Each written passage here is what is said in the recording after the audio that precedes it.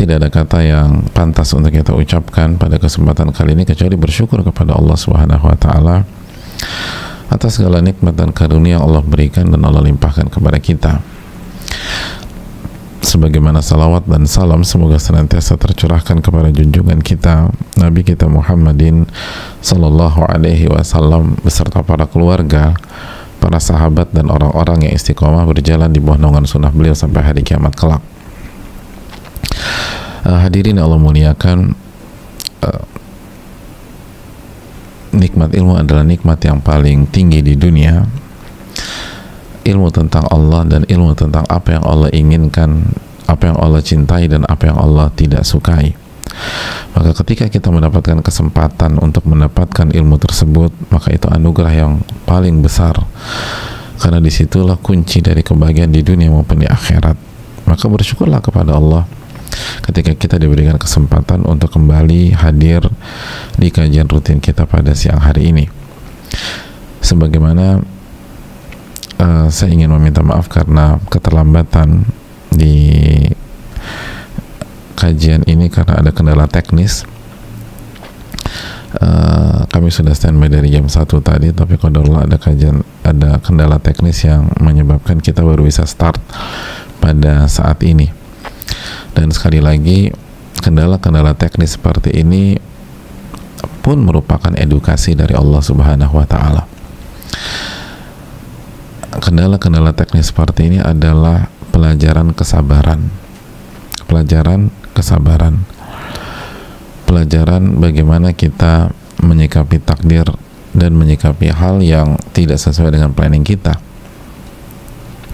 Maka jangan sampai kita melepaskan momentum dengan ngedumel, dengan komplain, dengan kesel, apalagi marah, baper, udah aku nggak mau kajian lagi, nggak mulai-mulai.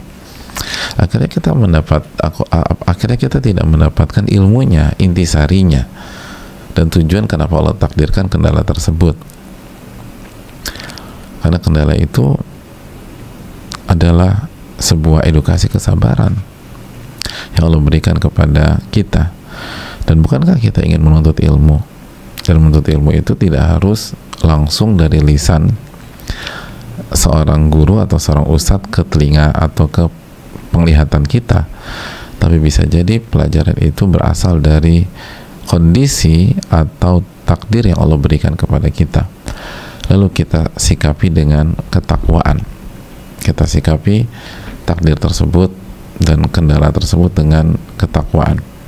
Kita tetap on track, dan di antara ketakwaan adalah kesabaran. Jadi di antara ketakwaan adalah kesabaran. Dengan demikian akhirnya kita mendapatkan ilmu juga. Kita mendapatkan ilmu.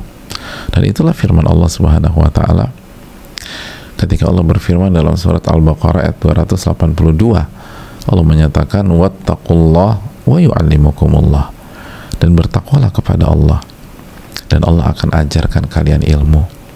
Wattaqullah wa yu'allimukumullah, bertakwalah kepada Allah. Isi sebuah momentum dengan ketakwaan, hadapi masalah dengan ketakwaan. Apa yang terjadi? Wa yu'allimukumullah, dan Allah akan ajarkan kalian ilmu. Allah akan ajarkan kalian ilmu. Maka bersyukurlah jika kita bisa menyikapi sebuah masalah dengan ketakwaan. Hadirin yang Allah muliakan, pembahasan kali ini sangat penting karena merupakan oposit atau lawan dari pembahasan yang lalu. Ketika yang lalu itu kita bahas apa ya jemaah? Sebaik-baik wanita, ya, wanita terbaik. Maka pada kesempatan kali ini kita akan membahas seburuk-buruk wanita. Dan sekilas info buat kita semua bahwa pembahasan yang lalu dan hari ini itu berasal dari hadis yang sama. Berasal dari hadis yang sama. Ada yang masih ingat hadis riwayat siapa? Al-Baihaqi dalam sunannya. Lalu dari sahabat siapa? Abi Udzainah As-Sadafi. Ketika Nabi SAW bersabda, khairun nisaikum al-wadudul walud, sebaik-baik wanita kalian itu yang penuh dengan rasa cinta, kasih sayang, dan bisa mengungkapkan rasa cinta dan kasih sayangnya, khususnya kepada suaminya. Yang kedua, al-walud, yang subur dan punya banyak anak, kecuali kalau dia punya kendala, kata para ulama, maka itu nggak ada isu, nggak ada masalah. Bukankah Aisyah juga tidak punya anak dari Nabi SAW? Tapi kalau kita subur, kita nggak ada masalah, cuman karena kita nggak mau aja punya anak, ribet, ngerepotin, nggak bebas, atau merubah tubuh saya sebagai wanita, maka itu bukan profil wanita solehah dan wanita yang menjadi kandidat masuk ke surga Allah Subhanahu wa ta'ala. Lalu berikutnya apa jamaah sekalian? Al-muatiyah. Apa arti muatiyah? Yang halus, yang lembut, dan senantiasa mendengar dan taat kepada suaminya. Jadi yang halus, yang lembut, dan senantiasa yang taat atau mendengar dan taat kepada suami, nggak ngebantah, nggak ngejawab, nggak ngeles, nggak keras, nggak kasar. Selama nggak haram udah iya aja gitu. Selama nggak haram tentu saja dia berusaha mengikuti keinginan dari suaminya, setelah tentu saja dia berusaha taat kepada Allah Subhanahu wa ta'ala. Makanya selama tidak maksiat. Lalu yang berikutnya al-muasiyah. Masih ingat al-muasiyah apa? Yang senantiasa membantu suaminya. Jadi hobinya ngebantu suaminya gitu loh, helpful banget gitu. Itu wanita terbaik. Pokoknya apa yang, selalu berpikir apa yang bisa saya lakukan, apa yang saya bisa lakukan, apa yang saya bisa perbuat, apa yang saya bisa bantu, apa yang bisa saya kerjakan. Itu bukan ngeribetin apa hak saya, apa yang bisa saya dapatkan. Enggak, orang wanita-wanita terbaik itu bukan begitu. Wanita-wanita terbaik itu berpikir apa yang bisa saya lakukan, apa yang bisa saya kerjakan, apa yang bisa saya bantu, apa yang bisa saya korbankan. Itu wanita terbaik. Bukan apa yang bisa saya dapatkan, kalau nggak dapat marah, ya kalau nggak bisa dapat baper, nggak dapat moody gitu ya. Pokoknya udah aku nggak mau terlibat lagi deh. Loh, katanya mau jadi wanita terbaik. Wanita terbaik itu nggak begitu. Wanita terbaik adalah wanita yang berusaha melakukan apa yang bisa dia lakukan, khususnya buat suami dia. Nah, hadirin yang Allah muliakan, lanjut lagi, idza taqainallah, dan semua itu jika dia bertakwa kepada Allah. Jadi bukan hanya hablum minan nas, bukan hanya untuk suami, tapi semua itu dibalut dengan ketakwaan, mengharapkan wajah Allah, ikhlas kepada Allah Subhanahu wa taala, dan dalam rangka mengikuti sunnah Nabi sallallahu alaihi wasallam. Jadi bukan hanya sama suaminya saja dia baik. Ada banyak wanita baik sama suaminya, totalitas, helpful, terus lemah lembut, nggak pernah mengucapkan kata-kata keras, kasar, atau suara tinggi. Tapi dia nggak pakai hijab, nggak mau ngaji gitu loh. Bahkan dia meragukan Allah itu ada apa tidak. Orang seperti itu bukan wanita terbaik. Wanita-wanita seperti itu bukan wanita terbaik. Walaupun sayang banget sama suaminya, walaupun setianya luar biasa, walaupun banyak anak, walaupun anaknya 16 misalnya, tapi ketika dia nggak bertakwa, itu tidak bermanfaat buat diri dia. Nah, hadirin yang Allah muliakan, setelah Nabi kita SAW menjelaskan profil wanita-wanita terbaik, Nabi melanjutkan hadisnya, dan itu yang belum kita bahas pada pertemuan yang lalu. Kata Nabi kita SAW, wa syarru nisaikum, dan wanita-wanita terburuk di antara kalian, atau seburuk-buruk wanita, seburuk-buruk wanita. Siapa mereka? Al-mutabarrijat, al-mutakhayyilat, wa hunnal munafiqat, la yadkhulul jannata minhunna illa mithlul ghurabil a'sam. Itu profil wanita terburuk. Siapa mereka? Yang pertama kata Nabi SAW, al-mutabarrijat, yang bertabarruj, yang bertabarruj. Hadirin Allah muliakan, wanita yang buruk adalah wanita yang bertabarruj. Itu yang dijelaskan Nabi kita Shallallahu Alaihi Wasallam. Mungkin ada yang bertanya, itu tabarruj apa tuh Ustaz? Tabarruj itu jamaah adalah wanita yang memperlihatkan kecantikannya di hadapan pihak yang tidak layak dan berhak. Jadi memperlihatkan secara umum, ya, memperlihatkan kecantikannya kepada pihak yang tidak layak, yang tidak berhak.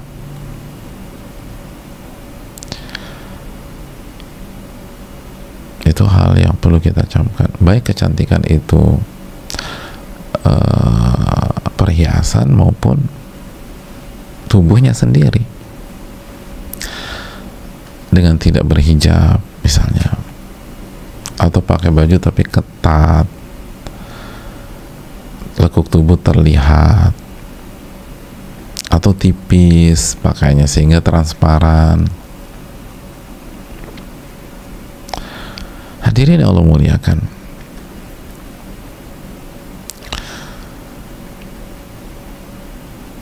bersolek atau berhias ketika ia keluar rumah atau berhadapan dengan laki-laki yang bukan mahram,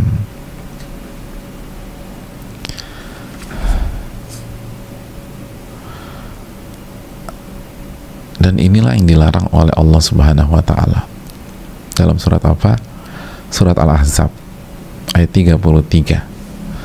Surat Al-Ahzab ayat 33, wala tabarrajna tabarrujal jahiliyatil ula. Allah mengatakan, waqarna fi buyutikun, wahai para wanita, tinggallah di rumah-rumah kalian. Tinggallah di rumah kalian. Jadi hukum asal wanita itu tinggal di rumah. Wala tabarrajna, dan janganlah kalian keluar rumah dengan tabarruj sebagaimana tabarrujnya wanita jahiliyah yang pertama.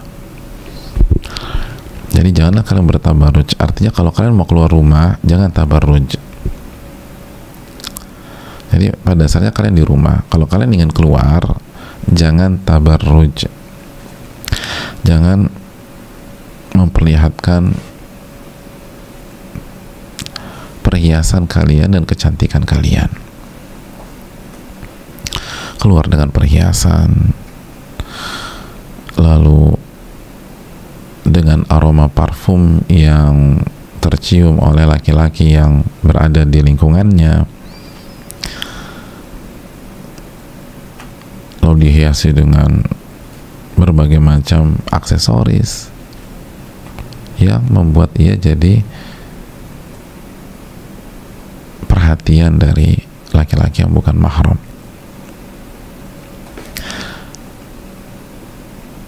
Itu seburuk-buruk wanita, kata Nabi. Tapi kan aku nggak ganggu orang, Ustadz. Yang pertama, itu sabda Nabi kita SAW. Jadi kalau kita punya opini, lalu ternyata pandangan kita itu berseberangan dengan Nabi SAW, maka kira-kira apa yang harus dilakukan seorang wanita, ya?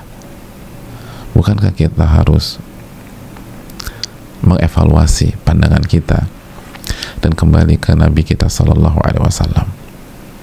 Terus yang kedua, kata para ulama, tidak ganggu orang secara langsung, tetapi mengganggu orang, bahkan masyarakat, secara tidak langsung, bahkan secara langsung tetapi tidak dalam bentuk gangguan yang selama ini kita pahami sebagai orang awam, gitu loh. Bukankah mengganggu orang bukan hanya menyulitkan dia secara fisik, menghambat dia secara fisik? Bukankah bagian dari mengganggu orang adalah mengganggu iman dan ketakwaannya, menyulitkan orang untuk bertakwa kepada Allah Subhanahu wa Ta'ala? Makanya ulama mengatakan seperti Syekh Abdul Razak, kenapa wanita yang bertabarruj yang memperlihatkan atau yang berhias gitu, dan memperlihatkan perhiasannya di hadapan laki-laki yang non mahram atau yang keluar tanpa hijab yang syar'i dengan syarat-syarat yang berlaku, itu divonis sebagai wanita yang buruk karena kata mereka diantaranya aunan lahu alal ifsad, karena ini membantu syaitan merusak masyarakat, wa hadafan lahu fi iqa'il fitnah, dan membantu syaitan untuk menyebarkan fitnah di tengah-tengah masyarakat. Jadi mungkin dia, tapi kan dia nggak ngapa-ngapain dia, tapi dengan gaya dia berpenampilan seperti itu bisa merusak masyarakat, bisa merusak pihak lain, dan itu clear kalau kita mau merenungkan dengan hati nurani. Betul sekali, nggak caci maki orang, nggak itu, tapi dengan penampilan engkau seperti itu yang mengindahkan syarat-syarat dalam busana syar'i, maka kita mensupport syaitan untuk merusak masyarakat, merusak masyarakat.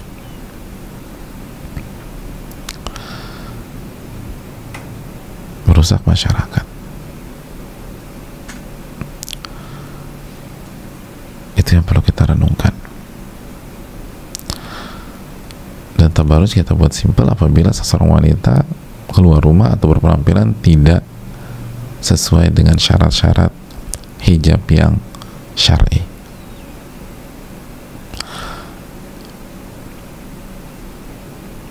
Yang berhias,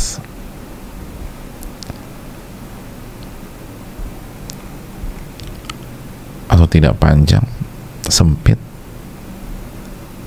ketat, auratnya terlihat, memakai parfum keluar, dan seterusnya.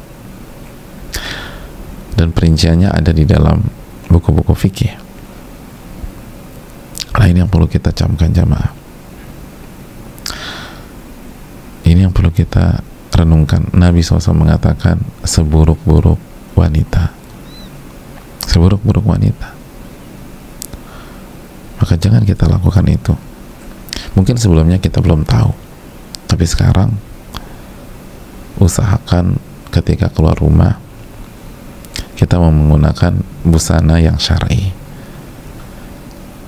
ukurannya, warnanya, ketebalan bahannya,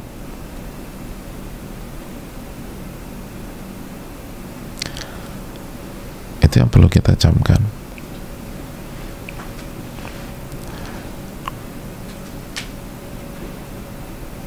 Lalu ada bagi yang pakai cadar, dan bagi yang tidak pakai cadar, wajahnya sudah dibuat biasa saja. Jangan dihias atau di make up agar orang tertuju kepada dia.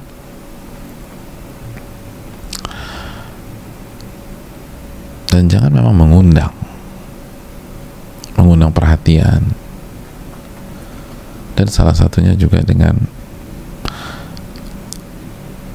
menggunakan parfum sebagaimana sabda Nabi SAW. Ayyuma mura'atin ista'tarat, tidaklah seorang wanita yang mengenakan parfum lalu ia keluar dan melewati laki-laki yang non mahram liyajidu rihaha, sehingga laki-laki itu bisa menyium aroma parfumnya, Nabi SAW mengatakan fahiya zaniyah, maka dia seperti pezina. Sebuah kalimat yang cukup tajam, bahkan sangat tajam dari Nabi kita SAW. Karena parfum punya kemampuan untuk semi menghipnotis orang atau hasrat seseorang. Maka ini yang perlu kita jaga. Tapi bukan juga tampil bau, enggak, tampil bersih aja. Tapi aku suka, ya udah kasih buat suami, anak-anak, mahram kita, udah. Tapi luangi dengan mereka atau di antara sesama wanita. Tapi adapun laki-laki yang non mahram, ini yang perlu kita camkan.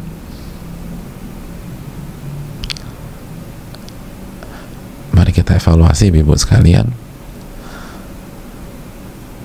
dan saling mengingatkan tanpa harus menjatuhkan pihak lain, tanpa harus menggunakan kata-kata keras dan kasar. Tapi coba kita renungkan Nabi kita sendiri yang menyatakan syarrun nisaikum, seburuk-buruk wanita di antara kalian, seburuk-buruk. Itu sabda Nabi SAW langsung. Suka atau tidak suka, itu sabda Nabi kita SAW. Terima atau nggak terima, itu sabda Nabi kita SAW.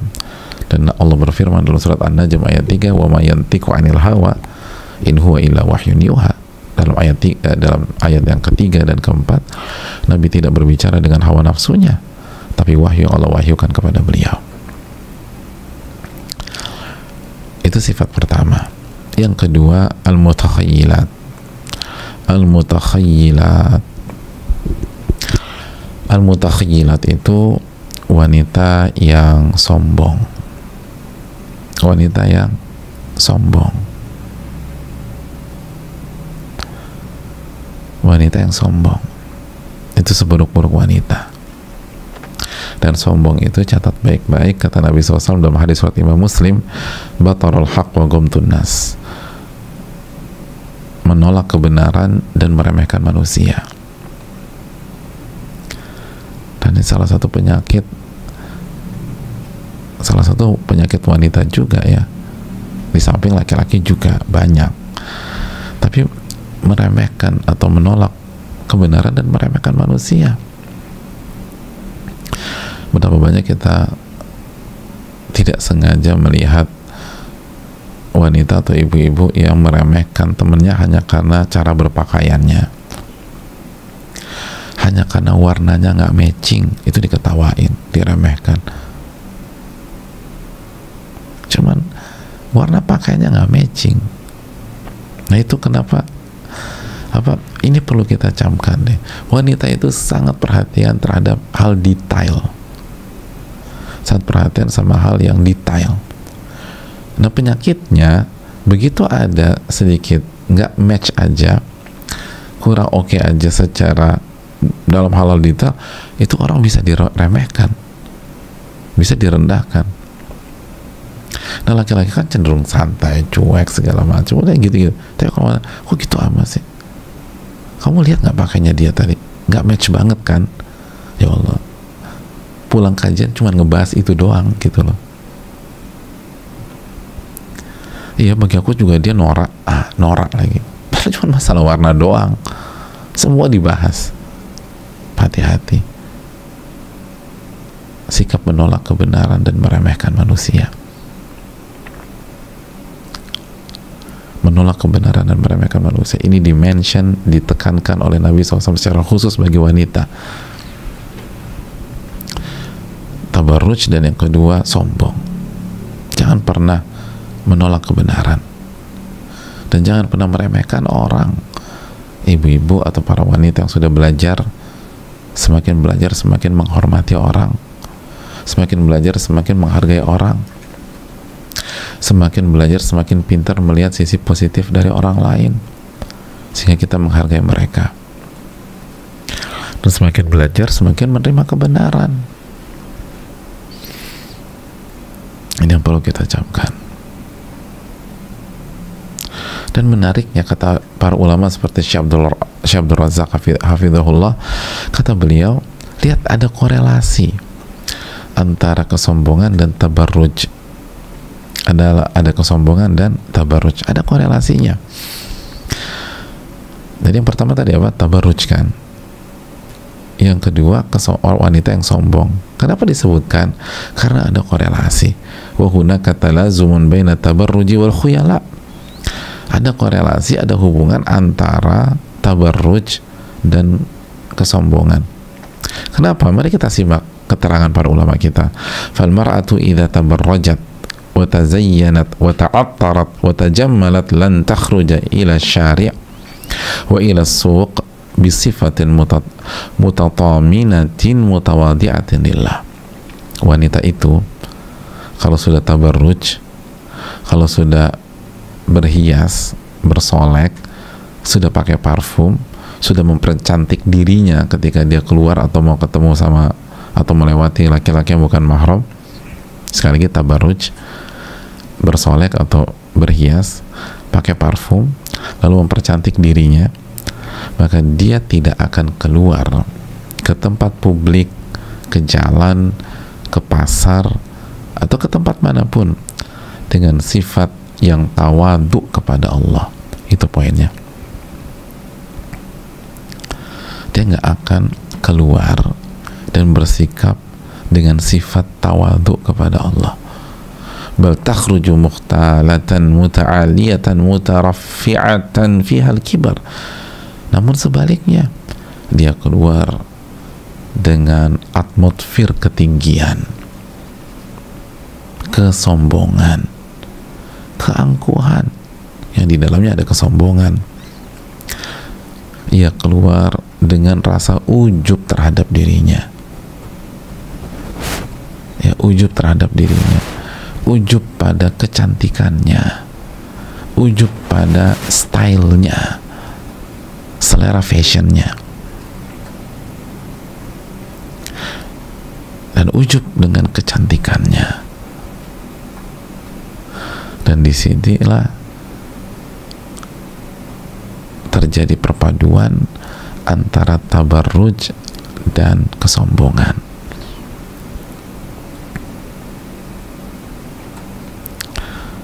Coba deh,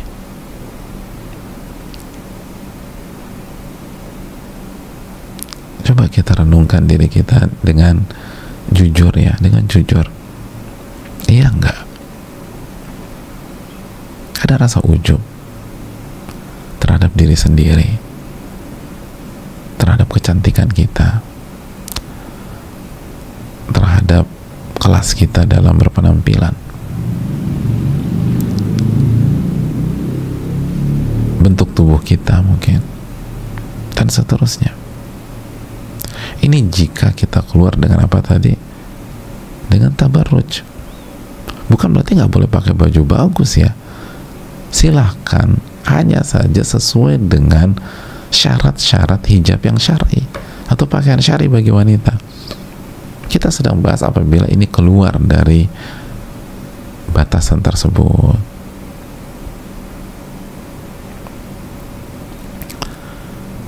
Itu tadi, kenapa sih wanita ngotot banget gitu ya? Karena dia ingin menampilkan sesuatu dari dirinya. Itu poinnya. Ingin menampilkan sesuatu dari dirinya.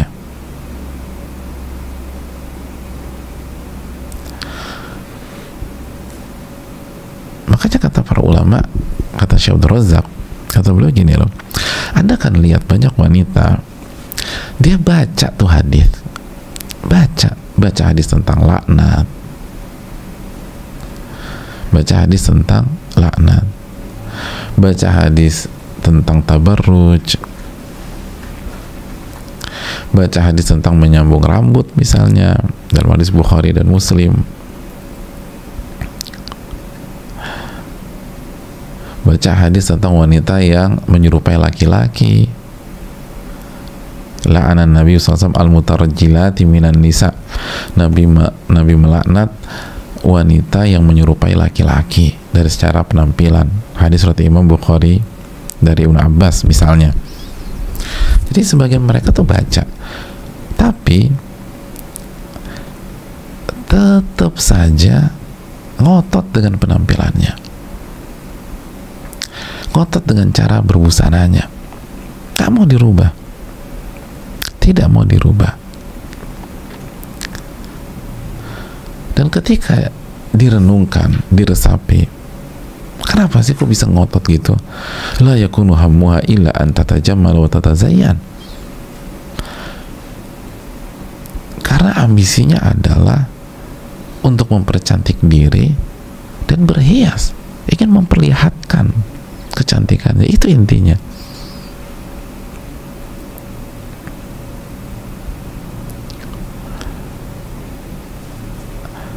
Bukan gue bebas dong berpenampilan yang membuat gue nyaman, bukan tentang nyaman, ini tentang memperlihatkan kecantikan. Ingin ada yang diangkat, ada ujub terselubung, adapun kita menerima fakta ini atau enggak, yaitu dikembalikan kepada kita, bebas kok, la ikraha fiddin. Sama kan, kita tes darah terus hasilnya buruk, Anda mau terima tes itu atau enggak, itu urusan Anda, nggak ada dipaksa juga kok, nggak balik ke dokternya juga, itu kembali ke hak kita. Tapi itulah faktanya, ini hasil tes darahnya, ini faktanya. Nabi bersabda seburuk-buruk wanita itu adalah yang tabarruj dan yang sombong, disatukan, berarti ada korelasi. Berarti ada pesan, kalau ingin jadi wanita yang tawadhu, maka berpenampilan sesuai dengan busana yang syar'i. Ikuti syarat-syarat yang ditentukan Allah dan Rasulnya, gak usah ngotot. Makanya sekali lagi jamaah sekalian, kalau kita merasa kok aku masih suka ngeremehin orang ya, kok aku masih suka nyinyirin orang, menganggap diri lebih tinggi dan seterusnya, salah satu yang harus kita evaluasi, lihat gaya penampilan kita. Itu ada hubungannya. Di samping kita bersihkan hati kita tentu saja. Kalau gaya penampilan kita masih tabarruj, masih berpenampilan yang melebihi batasan dan koridor syar'i, maka itu akan membawa dampak kita akan jadi orang sombong dan meremehkan orang.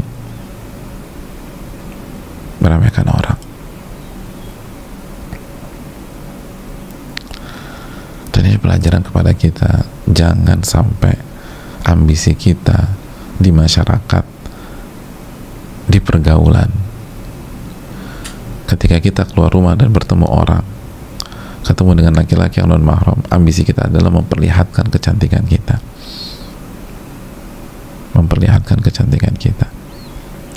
kalau mau jadi wanita yang tawadhu, kalau mau jadi wanita yang dicintai oleh Allah,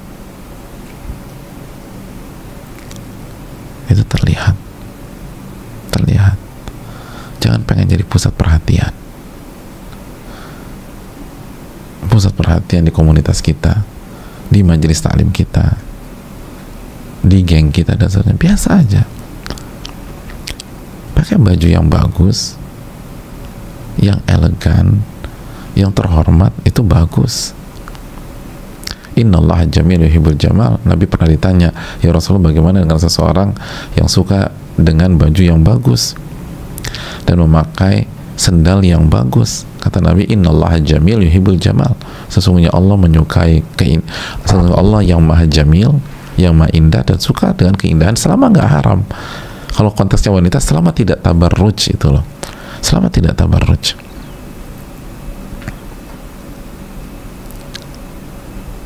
Itu yang perlu kita camkan. Tapi apa motif kita? Apakah kita ingin mendapatkan ridho Allah, atau kita ingin mengumbar kecantikan kita di luar, ingin tampil? Makanya kita berhias, bersolek semuanya.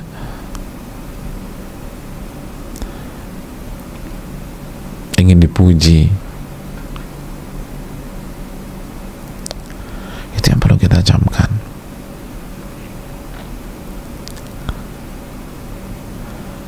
Persembahkan ini semua buat Allah Subhanahu wa Ta'ala, jangan buat manusia.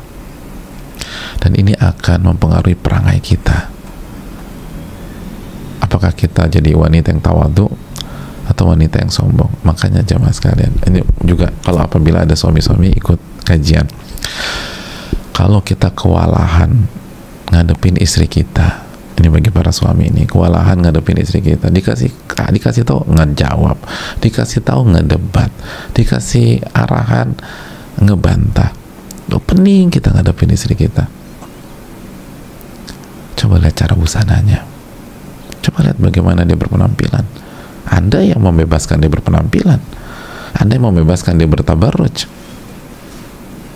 Anda yang membebaskan dia bersolek ketika keluar, Anda yang membiarkan dia tampil wangi di hadapan banyak orang.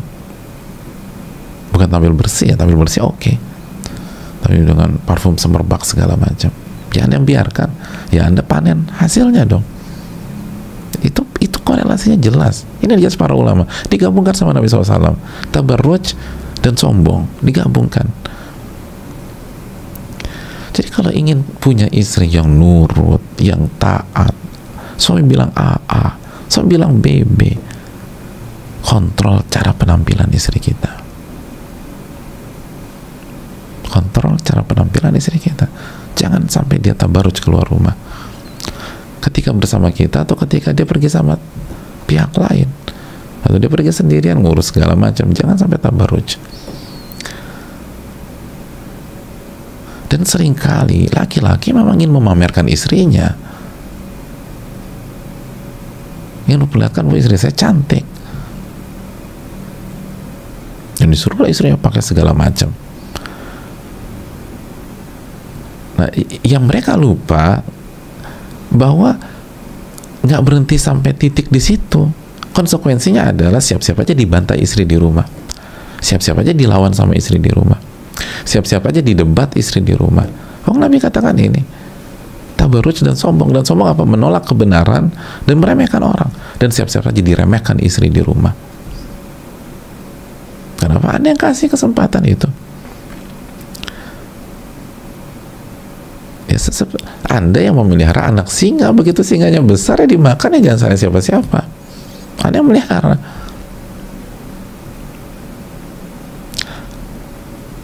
Ini yang perlu kita camkan. Banyak orang lupa, jadi hanya pengen lihat sisi satu. Ada sebagian sebagian couple itu istrinya nggak boleh pakai hijab, khususnya kalau jalan sama dia. Jalan sama-sama istrinya nggak boleh pakai hijab, dan harus pakai perhiasan-perhiasan yang memukau orang, harus pakai gaun yang masya Allah. Dia bangga gitu, saya punya istri kayak gini. Iya, ya udah. Yang pertama siap-siap yang pertama pastikan hukumnya itu bagaimana. Yang kedua siap-siap konsekuensinya aja. Dan salah satunya Anda akan didebat, Anda akan dilawan, Anda akan dijawab, Anda akan disikapi dengan tidak layak oleh istri Anda sendiri. Dan itu terjadi di banyak rumah tangga, karena nggak bisa dipisahkan antara tabarruj dan antara kesombongan. Kita masih hobi tabarruj, maka siap-siap saja ada virus kesombongan di dalam hati kita. Kalau kita ingin buang virus kesombongan, jangan tabarruj. Jangan tabarruj.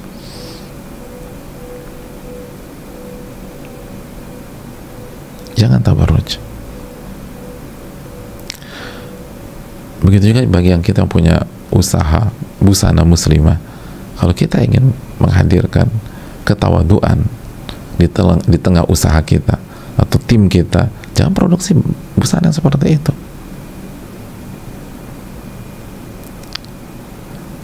Itu yang perlu kita camkan bersama-sama. Ini penting. Ini hal yang penting. Jangan tabarruj. Anda tabarruj, maka Anda siap sombong. Dan sebaliknya, orang yang sombong kecenderungannya tabarruj. Gitu aja.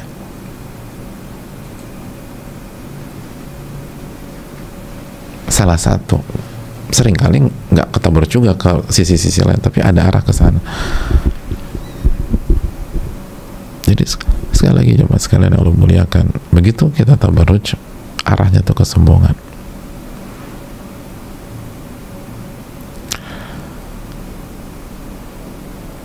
Yang berikutnya jemaah, yang berikutnya, wahunal munafiqat, dan mereka lah wanita-wanita munafik. Wih, tajam jemaah. Nabi SAW mengatakan, dan mereka lah wanita-wanita munafik. Munafik, wanita yang tabarruj, yang sombong, yang suka menolak kebenaran, suka ngedebat suami, suka ngebantah, Padahal suami kasih dalil, suami kasih ayat, suami kasih hadis, suami nasihatin yang benar, dijawab mereka lah wanita-wanita munafik. Tabarruj dan sombong menolak kebenaran dan meremehkan manusia. Kita masih suka meremehkan kebenaran, kita remehkan orang. Wahunnal munafiqat, mereka wanita-wanita munafik.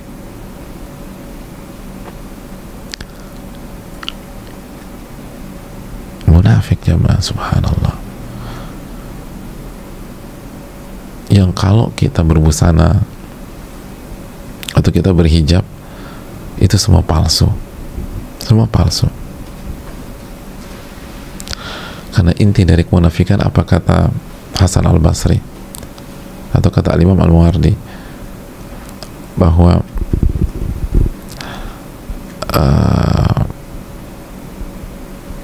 rahimnya kemunafikan adalah rahimnya kemunafikan adalah kebohongan, al-kadzib. Al-kadzib jima'un nifaq, kata Imam al-Muwardi rahimahullah. Kebohongan yang mengumpulkan seluruh sifat-sifat kemunafikan. Dan sebagian ulama mengatakan aslun nifaqil kadzib, asalnya kemunafikan itu dari asalnya kemunafikan itu berasal dari kebohongan. Kita jadi wanita tukang bohong, nggak jujur, tukang bohong, maka jadi munafik.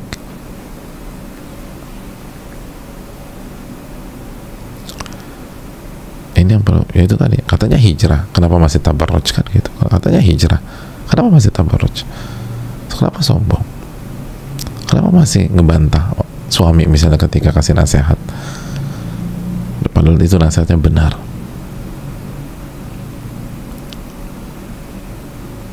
Jangan jadi munafik.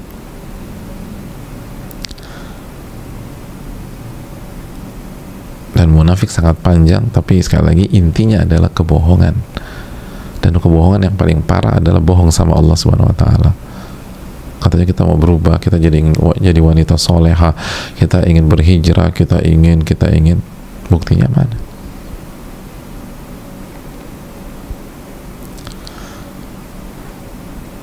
Lalu Nabi tutup SAW dengan sabdanya, la yadkhul jannata minhunna illa mithlul ghurabil a'sam. Dan tidak akan masuk surga dari wanita-wanita tersebut kecuali seperti burung gagak yang al-a'sam. Jadi mereka nggak akan masuk surga kecuali seperti burung gagak yang al-a'sam. Al-a'sam apa sih? Burung gagak yang al-a'sam itu adalah burung gagak yang di kedua sayapnya dan di kedua kakinya itu ada warna putih. Ada warna putih.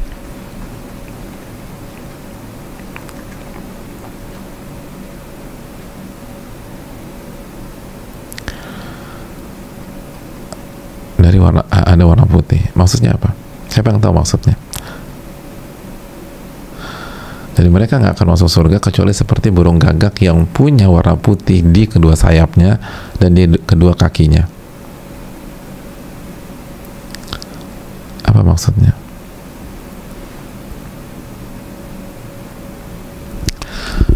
Hadirin Allah muliakan, maksudnya ini kinayah. Ini ketinggian bahasa Nabi SAW. Itu maksud pesan Nabi adalah killah man yadkhul jannah min haula'in nisa. Ini istilah untuk menunjukkan betapa sedikitnya yang masuk surga dari wanita-wanita tersebut. Sedikit. Kenapa demikian? Karena burung gagak yang kedua sayap dan kakinya warna putih itu jarang dan sedikit banget. Karena mayoritas gagak apa? Hitam semua. Hitam semua. Ya kalau ada di sayapnya warna putih, kedua kaki putih, itu jarang. Nah, yang masuk surga dari wanita kayak gitu. Yang masuk surga dari wanita-wanita tersebut, ya seperti itu, jarang. Jarang ada yang selamat. Jarang ada yang selamat. Dan ini sesuai dengan sabda Nabi SAW, ya ma'syaran nisa, wahai para wanita, tasaddaqna, bersedekahlah, wa akthirna istighfar, dan perbanyak istighfar, fa inni ra'aitukunna aktsara ahli nar, karena aku melihat kalian menjadi mayoritas ahli neraka.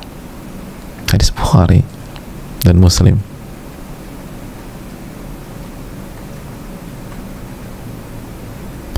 Ini yang perlu kita camkan.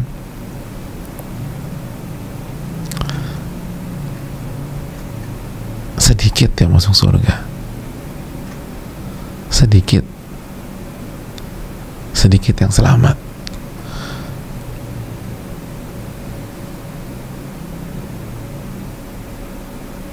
Maka kuburlah hasrat untuk berhias dan bersolek kalau mau keluar rumah, jamaah sekalian.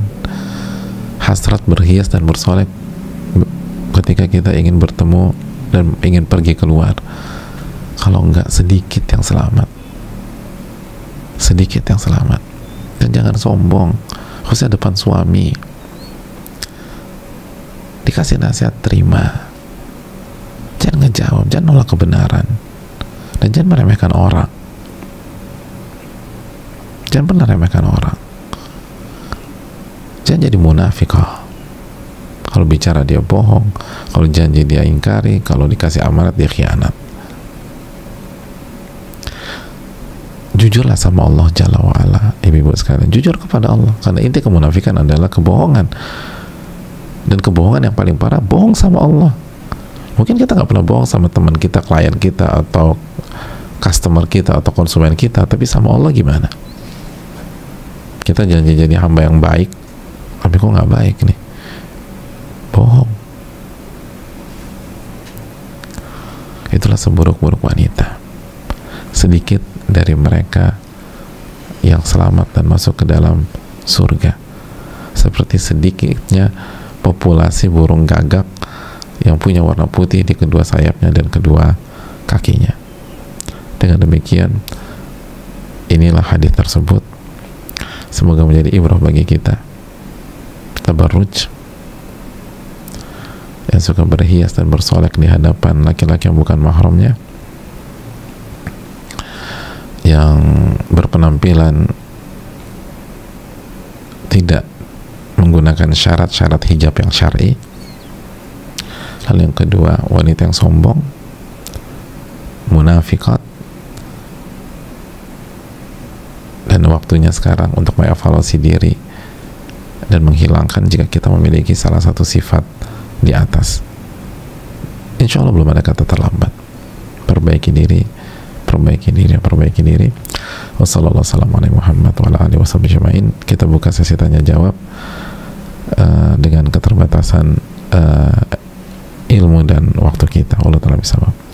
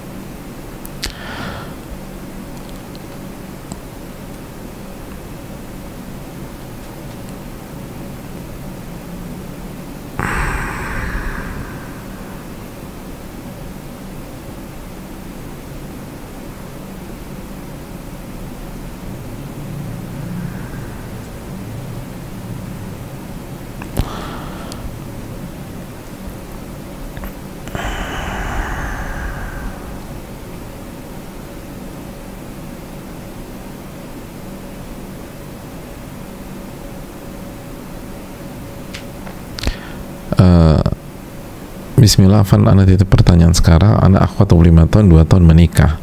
Apakah buruk bagi seorang istri yang mempertahankan pernikahannya meskipun menyakiti dirinya sendiri karena tidak terpenuhi hak-haknya oleh suami? Qadarullah suami positif HIV dan baru diketahui setelah mereka menikah. Jazakallahu khairan. Yang pertama, untuk para jamaah yang lain, banyak-banyak bersyukurlah kepada Allah ketika kita mendapatkan suami yang memberikan hak kita. Karena pertanyaan ini sebagai contoh banyak sekali di luar sana yang nggak seberuntung kita, yang punya suami tapi tidak memberikan hak-haknya, yang menikah tapi tertekan. Maka banyak-banyak bersyukurlah kepada Allah Subhanahu wa Ta'ala. Karena kalau kita tidak bersyukur, maka kita kufur nikmat, dan itu dari awal masalah kita ke depan. Adapun untuk beliau yang bertanya, yang pertama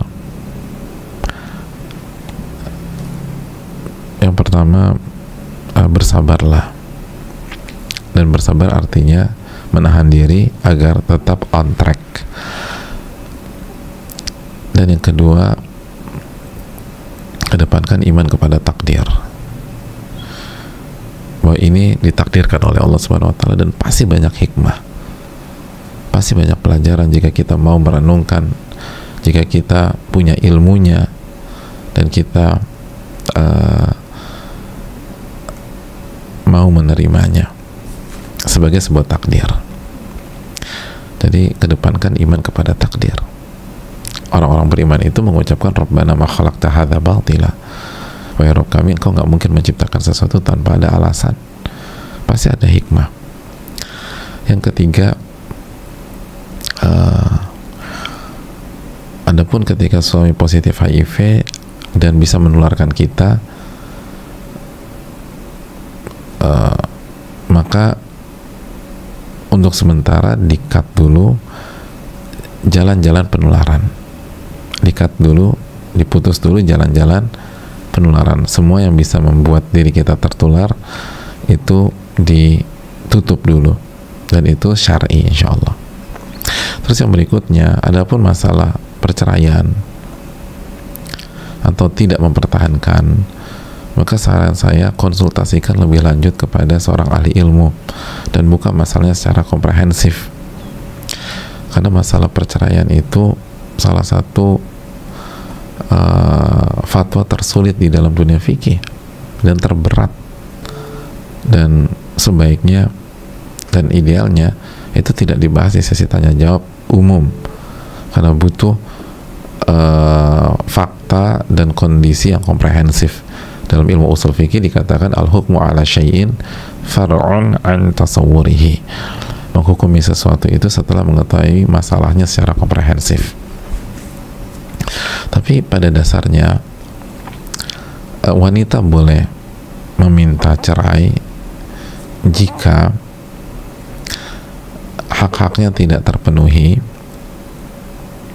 atau tidak ada rasa cinta sehingga dia tidak bisa bertakwa kepada Allah dalam pernikahannya tersebut. Dia tidak bisa bertakwa kepada Allah, dia tidak bisa menjadi wanita yang bersyukur, sebagaimana kisah istrinya Thabit bin Qais, punya suami calon penghuni surga tapi minta cerai. Kenapa? Kata istrinya, walakinni akhaful kufra ba'dal iman, karena saya khawatir kufur nikmat setelah beriman. Suami saya baik banget, tapi saya nggak suka, saya nggak cinta, dan saya khawatir kalau saya lanjutkan saya nggak bisa bertakwa kepada Allah. Ingat, pernikahan itu untuk menjaga setengah agama. Faqad istakmala nisfa din, kata Nabi SAW. Dia telah menjaga separuh agama. Ingat, tujuan pernikahan itu menjaga kehormatan, dan kehormatan ini berkaitan dengan banyak hal. Oleh karena itu, kalau itu tidak terpenuhi, maka diperbolehkan untuk bercerai. Itu secara global. Detailnya saran saya konsultasi. Allah ta'ala bisawab. Karena ada wanita tidak terpenuhi haknya tapi happy-happy aja, senang-senang aja, dan dia masih bisa bertakwa, bahkan takwanya semakin bagus, padahal hak-haknya nggak dikasih. Tapi ada wanita nggak bisa bertakwa, dia nggak bisa bertakwa, dia nggak bisa bersyukur. Dia baru bisa bersyukur kalau haknya dikasih, dan atau dia mendapatkan suatu kondisi dalam rumah tangganya. Setiap orang beda-beda. Oleh karena itu yang perlu dicamkan. Dan terakhir, coba mulai dengan evaluasi diri. Sudah bertakwakah kita kepada Allah? Sudah jujurkah kita kepada Allah? kalian pernah lupa bahwa dzalika bima qaddamat aydikum wa anna allaha laysa bidzallamin lil abid. Dalam surat Ali Imran ayat 182 Allah berfirman, dan itu karena perbuatan kalian, dan Allah tidak pernah menzalimi hamba-hambanya sama sekali. Wallahu ta'ala bisawab. Pertanyaannya, Assalamualaikum warahmatullahi wabarakatuh. Waalaikumsalam warahmatullahi wabarakatuh. Semoga Ustadz, keluarga, dan seluruh umat Islam selalu dalam lindungan dan rahmat Allah Subhanahu wa taala. Amin ya rabbal alamin. Izin bertanya Ustadz, bagaimana cara menghilangkan rasa minder dengan teman-teman akhwat yang Masya Allah banget, yang punya ilmu agama dan ilmu dunia, sedangkan saya hanya akhwat biasa-biasa saja, yang ilmu akhirat dan ilmu dunianya tidak sebanding dengan mereka. Terkadang rasa minder itu malah yang membuat saya tidak melangkah, stagnan di posisi ini terus. Mohon nasihatnya Ustadz, jazakumullah khairan. Hadirin yang Allah muliakan, rasa minder itu karena kita fokus ke makhluk,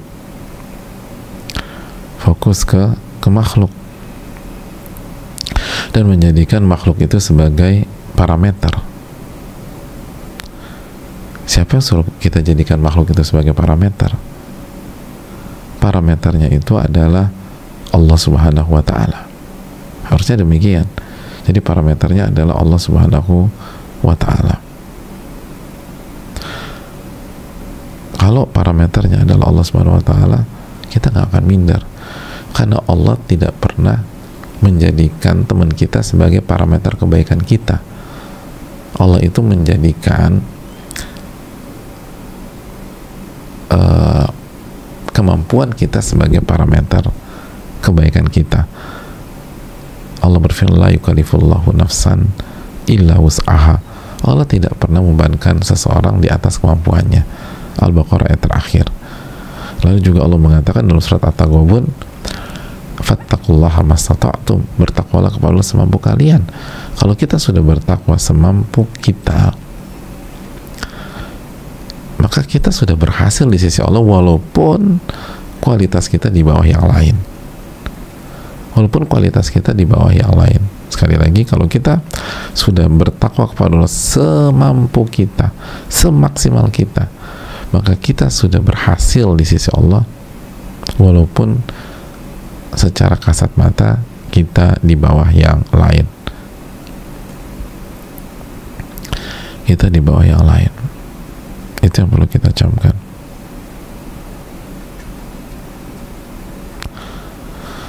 Gitu jemaah sekalian, di bawah yang lain. Maksimal diri kita nih, misalnya kalau pakai nilai 40, maka ketika kita sampai nilai 40, maka kita sudah berhasil di sisi Allah, walaupun di ranking kita nomor 274, jauh banget di bawah, jauh banget, 274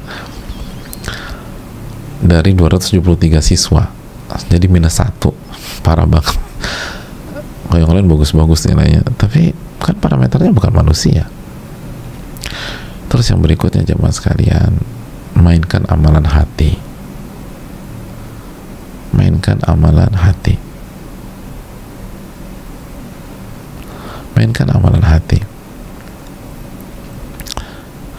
Imam Ahmad itu pernah merekomendasi seseorang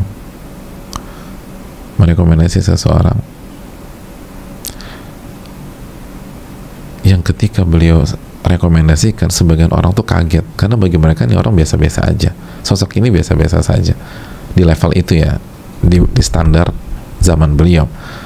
Karena yang beliau rekomendasikan juga bukan orang sembarangan. Yang beliau rekomendasikan adalah Ma'ruf al-Karhi. Makanya ditanya, kok bisa antum rekomendasi Ma'ruf? Emangnya Ma'ruf itu sehebat apa sih? Apa kata Imam Ahmad? Karena ma'ahu ra'sul ilm. Mungkin dianggap sebagian pihak beliau biasa-biasa saja, tapi Ma'ruf itu punya kepalanya ilmu, intinya ilmu. Apa intinya ilmu? Khasyatullah, takut kepada Allah Subhanahu wa ta'ala. Itu membuat saya merekomendasi beliau. Lihat bagaimana para ulama menjadikan parameter, bukan kecerdasan, bukan skill, tapi rasa takut kepada Allah Subhanahu wa taala. Allah taala bisawab.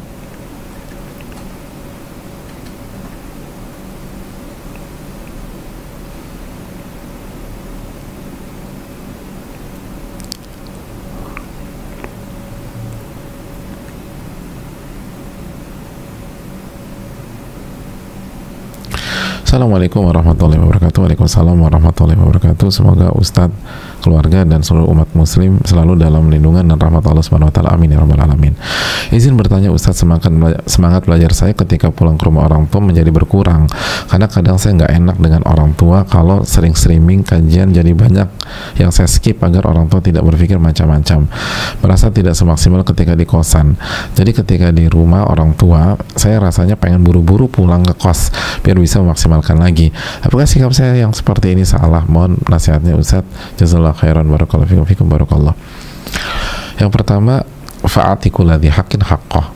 Tunaikan setiap pihak haknya masing-masing. Dan di antara hak yang harus kita tunaikan adalah hak orang tua. Tapi bukan berarti harus setiap saat, kan? Nggak juga. Tapi intinya orang tua ridho dengan frekuensi kita ke mereka, dan mereka meridhoi kita. Kalau orang tua sudah meridhoi kita dan ridho dengan frekuensi yang kita pilih tersebut, maka pada dasarnya udah gak ada masalah. Jadi lihat dulu. Jadi tidak maksimal ini kan seringkali subjektif ya. Jadi kalau orang tua ridho dan gak mau mempermasalahkan, ya udah gak apa-apa gitu loh. Terus yang kedua, kalau kita ingin streaming di rumah orang tua, bicara aja baik-baik. Seringkali kita belum bicara, terus kita simpulkan sendiri, padahal kalaupun kita di rumah kerjanya streaming juga nggak ada masalah sama sekali. Ada banyak orang tua itu sudah bahagia setengah mati ketika ngelihat anaknya pulang, walaupun hanya berada di kamarnya aja. Jadi anaknya pulang, nggak keluar-keluar, udah di kamar aja seharian. Itu senang tuh orang tua. Orang tua senang. Padahal anaknya nggak pernah keluar, di kamar aja. Kalau keluar mungkin hanya untuk sholat atau makan, masuk lagi, udah tenang.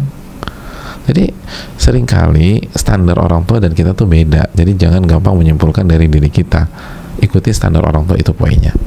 Dan kalau ada hal-hal yang ketinggalan, kan kalau kajian streaming biasanya terupload di YouTube dan kita bisa kejar rekamannya, sehingga win-win. Allah taala bisa, mungkin itu.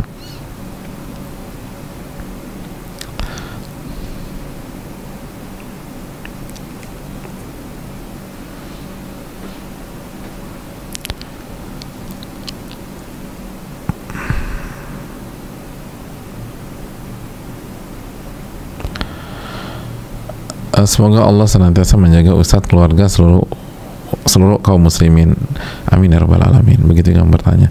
Afwan Ustadz, saya adalah istri sekaligus ibu dari 3 anak yang masih kecil-kecil. Saya sangat ingin berbakti kepada suami, melayaninya dengan baik, mengurus segala keperluan suami sampai hilang. Qadarullah. Ini mana ya?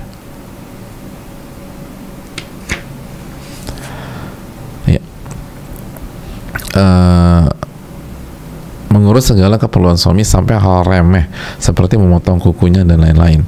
Kedua, saya seringkali berada pada kondisi tersibukkan oleh anak-anak. Apa nasihat Ustadz untuk saya? Apa nasihat Ustadz untuk saya? Dan bagaimana melihat prioritas antara melayani suami, beribadah seperti sholat sunnah, mengasuh dan bermain dengan anak-anak, mengurus rumah seperti mencuci dan lain-lain, serta menuntut ilmu syar'i. Saya masih kadang bingung mana yang harus saya dahulukan antara melayani suami atau mengurus anak-anak atau mengerjakan urusan rumah. Jazakallahu khair, barakallahu fikum. Ya, pertama niatnya bagus, niatnya ingin jadi al-muwasiyah. Al-muwasiyah, sebaik-baik wanita itu al-muwasiyah, yang helpful dan suka ngebantu suaminya dan pengen sekali berbuat untuk suami, itu bagus. Dan yang kedua, tinggal bermain kaidah aja. Mungkin yang membuat kita bingung, kita belum mengerti berbagai macam kaidah dalam masalah ini, seperti misalnya al-jam'u aula minat tarjih amkan, menggabungkan seluruh dalil dan amal soleh itu lebih didahulukan daripada memilih salah satunya. Jadi kalau kita bisa kerjakan semuanya, tinggal diatur aja waktunya. Contoh, menggunting kuku Mengunting kuku sama ngurus anak. Nah, mengunting kuku kan kita bisa kerjakan di setiap waktu di 24 jam. Termasuk ketika suami kita sudah terlelap. Jadi bisa kita gunting jam 1 malam gitu ya. Suami udah tidur gitu. Ya udah kita guntingin kukunya. Tapi jangan pas kita lagi ngantuk gitu loh. Karena berantakan nanti. Jadi pas kita lagi fresh dan seterusnya, udah kita guntingin. Bangun-bangun sudah pendek, bukan sudah hilang, sudah pendek gitulah. Udah pendek nih gitulah. Kan itu bisa pas suami kita lagi istirahat dan seterusnya. Terus juga kaidahnya al-wajib mudayyak muqaddam 'ala al-wajib al-muwassa'. Kewajiban dan tanggung jawab yang waktunya sempit itu didahulukan daripada kewajiban yang waktunya cukup fleksibel atau cukup banyak gitu loh. Jadi tadi kalau misalnya anak harus mandi ketika di sekolah, harus mau ke sekolah atau mau online gitu, ya udah mandikan anak dulu sebelum kita beres-beres rumah, yang bisa kita lakukan ketika anak-anak sudah belajar online atau ketika suami sedang sudah berangkat ke kantor, baru setelah itu rapi-rapiin. Tapi begitu suami dan anak Anda fokus ke sarapan suami lah, mandiin anak lah dan seterusnya. Terus yang perlu kita ingat bahwa la yukallifullahu nafsan illa wus'aha. Allah nggak membebankan kalian sesuatu yang kalian tidak, atau Allah tidak membebankan seseorang kecuali sesuai dengan kemampuannya. Berarti tidak ada kondisi di atas kesanggupan kita. Artinya kita sanggup. Cuman masalahnya yang pertama, udah jujur belum sama Allah? Yang kedua, sudah bertawakal kepada Allah atau belum?